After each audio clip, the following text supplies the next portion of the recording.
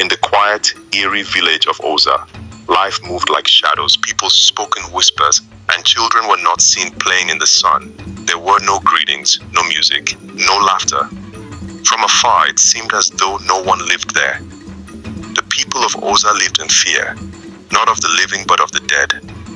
For reasons no outsider ever knew, markets in Oza only opened at night. The villagers would light lanterns, and without word, they'd gather to trade their food, clothes, and handmade goods. But there was the strange part. Some of the buyers were not among the living. They came with cold wind and paid in shiny cowries that glowed faintly and carried the smell of the grave. These ghostly visitors were never questioned, and their cowries were never to be picked once dropped. It was an unspoken law. Breaking it meant you were ready to trade places with the dead.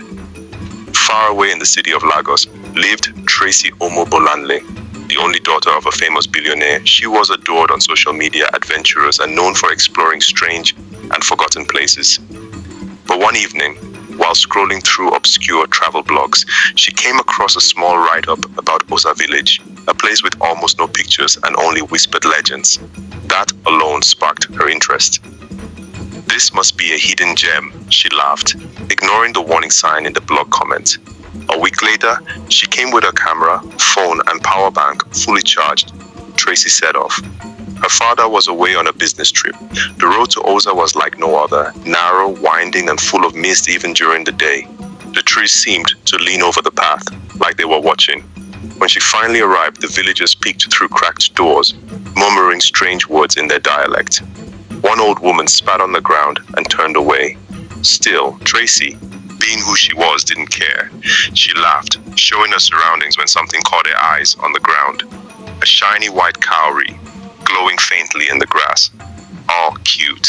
I found a cowrie, guys," she said. Her phone captured everything, even the two large, glowing eyes watching from the woods behind her. That night, the wind blew strangely.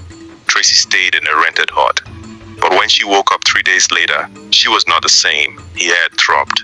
There were sandy footprints all over her floor and table, but no one had broken in. The cowrie she picked was now hot to touch. Strange dreams haunted her sleep. She saw an old woman with white eyes, crying by a river of bones. In the land of the dead, a gathering had begun. Old Adiri, the one whose cowries were stolen by a greedy priest long ago, now lived among the dead. Her cries echoed through the underworld, and she spoke with rage. She touched my treasure.